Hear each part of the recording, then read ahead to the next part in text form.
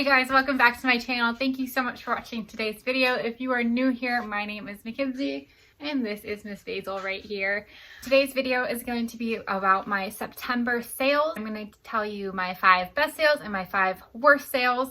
I'm also going to go over my goals for October. September's goal, I made a goal to hit 3K in sales. Last time I talked about 4 strategies to get to my 3K goal. I said thread up.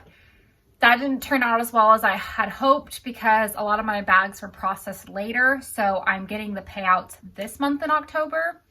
The second thing I said was the new drop feature on Poshmark, which I tried it out actually and I hated it. So I did not use that either because I didn't like how it showed the listing before it came out. I did stick to cross-listing on Mercari and I sold 13 items on there. And then I did keep track of my time and how many listings I did in a month. So that was interesting to see.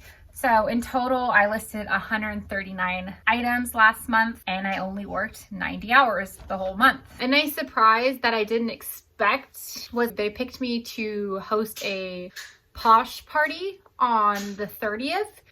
I don't know if it helped me get sales or not. I know a lot of people like contacted me to pick them for host pick, so I don't really know if it made a difference. So let's get into my sales. My gross sales was $2,999.60. That gave me an average sale price of $29.96 and I sold 100 items. I'm gonna say I hit my goal. To the haters that say I need the 40 cents, that's okay. We're all entitled to our own opinion. So the first item up that is my best sale is New Tags Mother the Peak Puffer Jacket Size Medium. This is such a cool jacket. It's very like vintagey looking and 90s.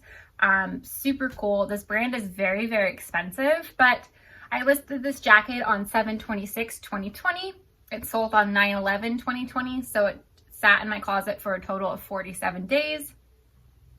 I sold it for $90. So after Posh fees and everything, I walked away with 72. Could I have sold this jacket for more? Yes, I believe I could have. And the other thing that was like kind of like a bummer to me was the person was local. They lived in Portland, I saw.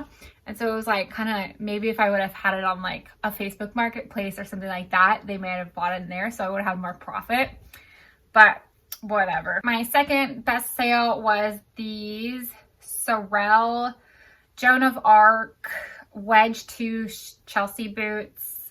They're like a toupe color in size 7.5. They retail for about $200. So I listed these ones on 9/11 and they sold the next day on 9/12, so they sold within 24 hours. These sold for $125, so after the Posh fees I walked away with $100. My third favorite sale is Free People Easy Street Tunic and Pearl. I sold one of these last month and this was on my favorite list. I think this style of tunic sells, their Easy Street tunic sells really, really well. Every time I've picked it up, it sells for a high price and fairly quickly. I think it retails for about $128. I had it listed at $115. Listed it on 9/12/2020 and it sold on 9/18/2020. So that means I had it for only a week and it sold. Someone bundled it with another item that I had listed for maybe less than a month and they offered me $150, so I accepted that. And so after the bundle fees and everything, I walked away with $120. And I think the way like Poshmark breaks it down is they said that I earned like $60 for the sweater. Could I have sold it for more just selling it by itself? Yes, but I sometimes feel like it's beneficial to sell things a little bit cheaper in bundles just because the price will show that it's sold at like whatever price you have it at.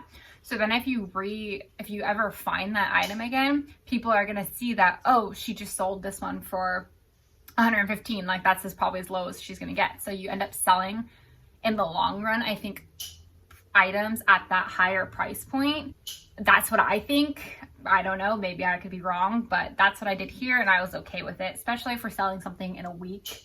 And I'll be honest, I got the sweater for like $7, so in total, I think my cost of goods was $14 on that bundle. So to turn 14 into $120, I think that's a pretty good deal. Okay, so my fourth favorite sale was this Barbour long short quilted women's jacket in a US size 10. It was an orange color. I wasn't a fan of the color. I just don't really care for the color orange, but my sister was like, oh, this is a really nice jacket. So I had listed this on 8/29/2020 and it sold on 9/24/2020. So it sold within 27 days. I sold it at $135. After Posh fees and everything, I got $108. And then my fifth best sale is this Alex Meal sweater in pink, size medium. So this one I listed on 8/4, and it sold on 9/30. So that means it sat in my closet for 57 days. I sold it for $80. And after Posh fees and everything, I walked away with $64. So these Alex Mule sweaters, I had 4 of these in my closet and they all sold for around $80. So super happy with all of my sales, my like best sales. I did have a couple other ones. I sold lots of bundles this month, which I was very, very happy about. And now for my 5 worst sales. I wouldn't even say these are my worst sales. I almost think they're like, I want to call them like thank goodness sales or like about time sales, because these are probably actually my favorite sales because I've been either holding on to them for a very, very long time or they were minorly flawed and I still went ahead and tried to sell them anyways. So for my first worst sale, I'm going to say it was this Nike polo, performance collared polo. It was like a blue colored. I literally have no idea why this didn't sell very well. I just feel like Nike polos don't sell well at all. I got this for free. So I got it from my sister's ex-boyfriend. So it didn't cost me anything. And so it literally was just sitting in the closet. But I couldn't tell you why it didn't sell. It was a pretty color. I don't understand. So I listed on 1/5/2019. It sold on 9/18/2020. So that means I had it sitting in my Posh closet for 623 days. That's a year and 8 months, basically.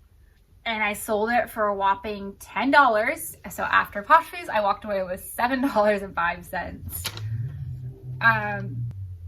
Yeah. So I'm super happy that was gone. Okay. So my second worst sale are these pair of black slip-on tennis shoes. There was like a little bit of like white paint on the outside, I think. These used to be mine, so like good riddance. I don't know why I just don't donate this stuff sometimes. Basically, I listed these on 2/11/2020. They sold on 9/27/2020. So they sat for 230 days. I sold them for $5 and walked away with $205 after Posh fees. My third worst sale was this Barcelona men's muscle tank.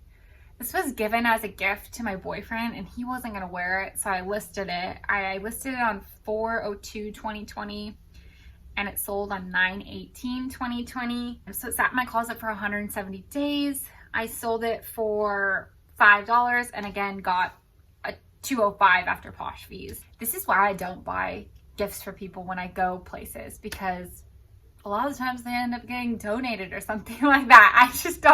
I personally don't do it. And I don't like wearing t-shirts to places I've never been. Don't buy me anything. Sorry. Okay, my fourth worst sale was this Northern Islands 100% cashmere crew neck sweater. But the kicker is like, you're like, oh yeah, that's great.